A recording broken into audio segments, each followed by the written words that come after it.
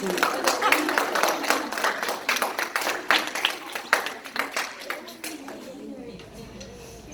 Pine Tree students. Everybody doing okay? All right, I'm very glad to be here with you today. I thank God for this opportunity. When I was little, this is what I wanted to do. This is my dream. My dream is to impact young people, to change the lives of young people. Is that all right to have a dream? Good, good. Before we get into it, real quick, I gotta take it there real quick, okay? Imagine what it's like to scream and nobody can hear you.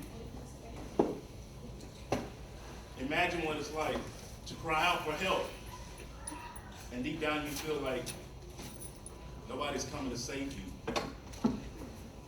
That happened to me when I was about 6 years old. Allow me to explain to you how I found myself drowning in a pool. My mom and dad kept me busy all year round, and in the summer too. One time they put me in this summer camp. It was a summer camp for special needs children. Every child there was unique and special. Some children were wheelchair bound. Some didn't have arms, some didn't have legs, some had arms like mine. We all had one thing in common though. We all came there to have a good time. Just be kids. I remember that Monday when we signed up, there was one young man that just didn't seem like he wanted to be there. I noticed he never laughed, he never smiled, and he never cried. I didn't think anything of it, just my own business. Every day they had a brand new activity for us. Horseback riding, archery, soccer, arts and crafts. Any vacation Bible school people in the house? You guys remember the popsicle sticks, the macaroni? Okay, yeah, that was my zone. We had a great time every day. Tuesday rolls around, and we're out there kicking soccer ball, having a blast.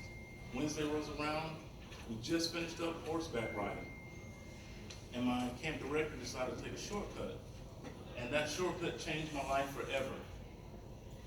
We took the shortcut, single file line, we went to the side door in the back of the building, and for the first time in my life, I saw an indoor swimming pool. And I was straight geeked out, y'all. I was like, oh my God, this is the best thing ever.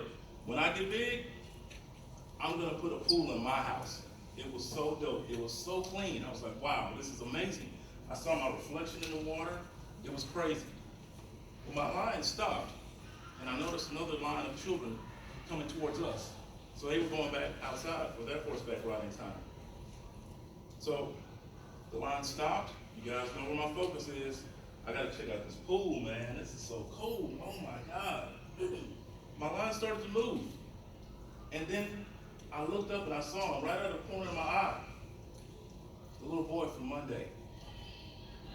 And he's barreling towards me with a head full of steam. Boom!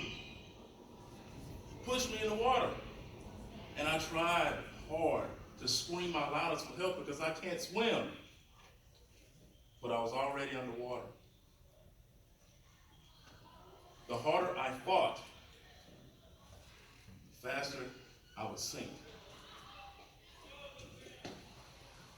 Eventually, I hit my right knee on the bottom of that swimming pool. Now, I'll be honest, I was ready to come up at the top of the water. I was ready to come up at the middle of the water. But God said, come with me. Let me take you down deep, deep to the bottom. Let me bring you out of your comfort zone. Boys and girls, one day, you got to learn how to be comfortable with being uncomfortable. And God took me down to the bottom of that swimming pool. And when I found the bottom, I found the bearing. Say bearing. Bearing. I found the bearing. I remember the verse that my mom quoted in the Bible when she said, God gives us wisdom. Somebody say wisdom. Wisdom. Gave me wisdom. I realized in that moment, you know what? It's okay if nobody can hear me. It's okay if nobody is coming to save me. Because in that moment I realized God showed me I'm capable of saving myself. I just need to stand up. I just need to stand up. So in that moment, I stood up out of the water, and I never will forget it. All the kids were huddled around the edge of the pool. And I looked at them, and they looked at me, and they were all pointing and laughing and sniggering, not knowing how close to death I was. I just didn't know. And I'm so grateful for this part. So grateful. So grateful for this part. I'm grateful that water is wet because it camouflaged all the tears upon my face. Can I be transparent? Can I keep it 100 with you guys? Sometimes your smile is going to irritate others. Sometimes the brands that you wear can hurt other people's feelings. Sometimes if you have a mom or a dad that's there for you, it can put somebody in a bad mood. Sometimes the very peace of mind that you have enrages other people. There's some students that you will never get along with, and they're never going to like you. And there's somebody out there that's got that one teacher you got, that always listens to you, always pushes to you, always supports you. And then you have the other teachers that you don't like them, they don't like you. When you leave these halls, it's going to be the same thing. You're going to have coworkers that are not your friends. You're going to have bosses that will not do right by you. So I'm giving you a heads up so that you know, so that you're not surprised. There's a verse, Romans 12:2, and it simply states this: Be ye not conformed to the ways of this world, but be ye transformed by the renewing of your mind. And that's a whole lot. So let me preface it this way. I need someone to give us a definition or an interpretation of what that verse means to them. Anybody on this side of the room, what does that verse mean to them? I need somebody to break it down. Be ye not conformed to the ways of this world, but be ye transformed by the renewing of your mind.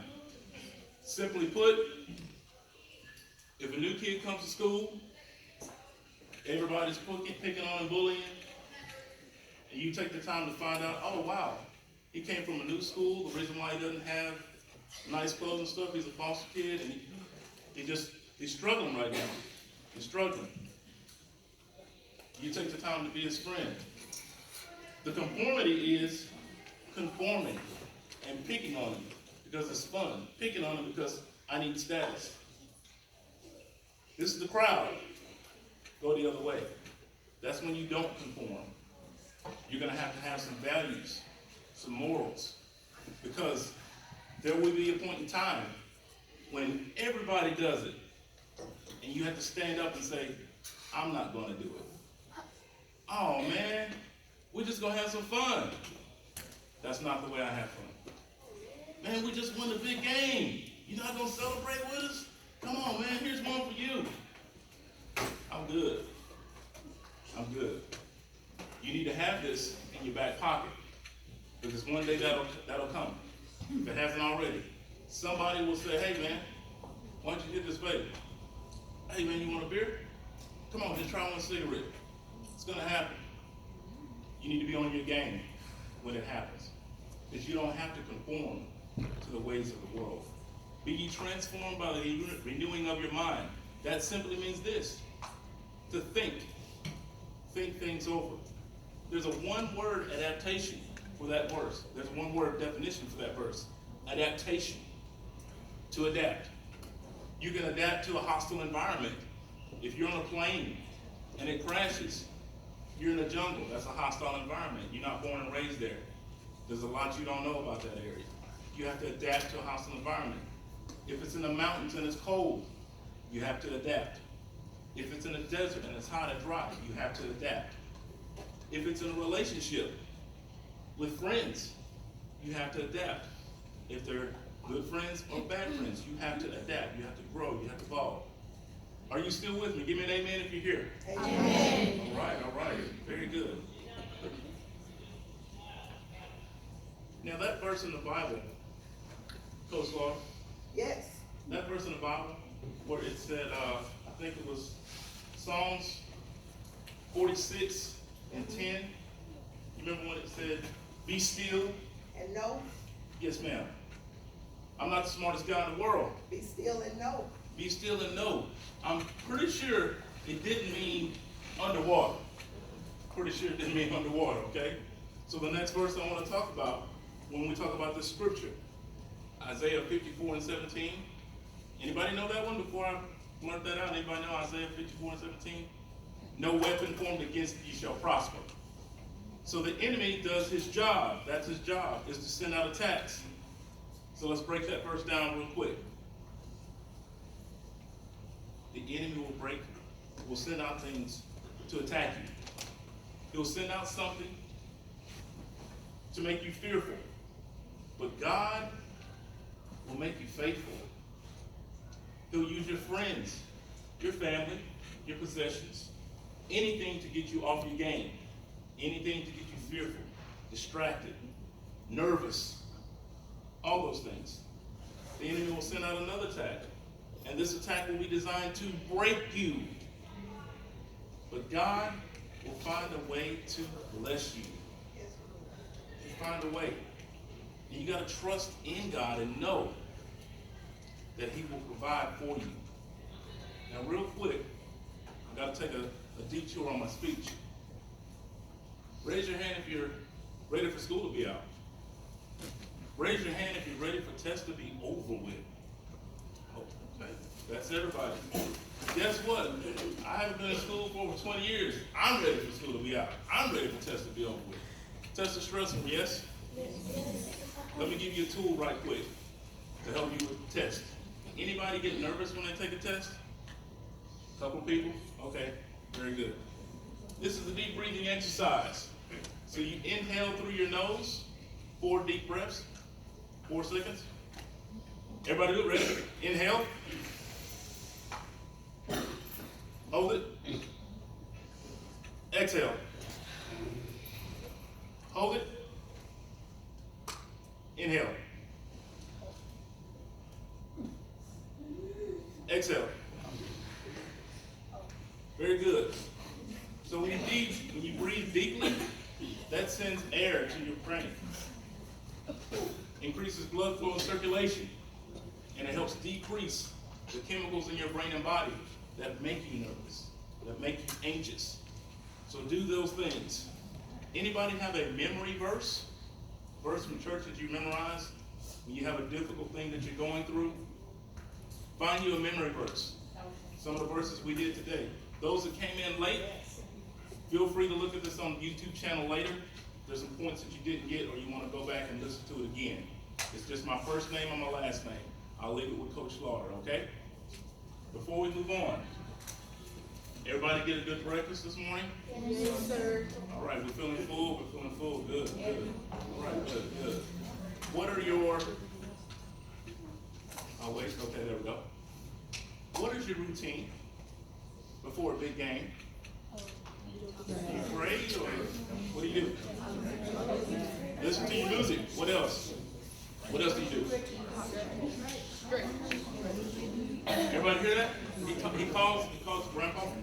He calls and talks to his grandpa. That's wisdom right there. Dropping knowledge. Before the big game, he calls his grandpa. Give me one more. What do you do before the big game?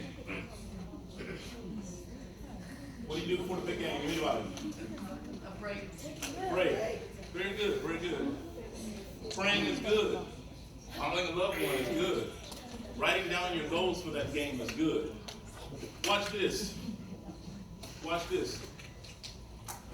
If I could go back in time and have this pregame ritual, this is what I would do. I would write down how people can see God in me when I play football, when I run track, when I play basketball. How can I serve others? I would write that down. Pre-game rituals are important. After you finish the game, make sure that you give it to God. Win, lose, or draw, you give it to God. And we're talking about losing. Don't put all your eggs in one basket. Emotionally, people can't stand losing. I want to be the best. I want to win. I don't ever want to lose. Undefeated. That's a great aspiration. And there's nothing wrong with that, but you have to have balance. Somebody say balance. Balance. You gotta have balance, guys. So when you take an L, make sure that it stands for lesson, not losing, because there's a difference. Losing is when you're angry and bitter, and you're just mad at the world you lost. You don't want to go that route. Take the L. How did she beat me? Were they bigger, faster, stronger? That's okay, because we're going to get them next year. We're going to get them next year. We just ran out of time. The clock ran out. We were coming back. We just ran out of time. I've got less than 120 seconds left. You mind if I give you some bars for breakfast? Is that all right? Okay. Y'all ready? Wait. Y'all want these bars or not? Hold on. Yeah, we want the bars. Y'all do? Yeah. Y'all want the smoke? Y'all want the heat? Yeah. Okay, all right. Y'all ready? E equals MC squared. Like a test, I got them boys scared. Spit planes with no practice. Common sense is not common practice. I keep count like an abacus. More precision than a mathematician. As I triangulate on your position. My flow is deep like underground rivers, subterranean. Flesh and bone, but my hammers hit hard like titanium. I'm burning through these bars like acid. Messing with me is like swimming in Lake Placid. Your rhymes are weak, they go hard like plastic.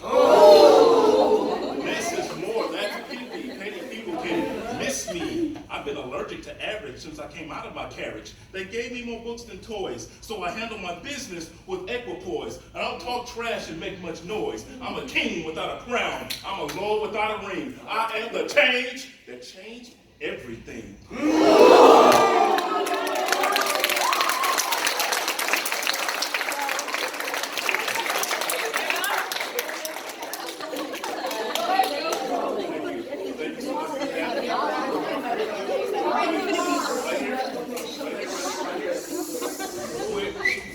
Thank you guys so much for having me. God bless each and every one of you. When you look in the mirror, repeat these words. I love myself today. I love myself today. I love myself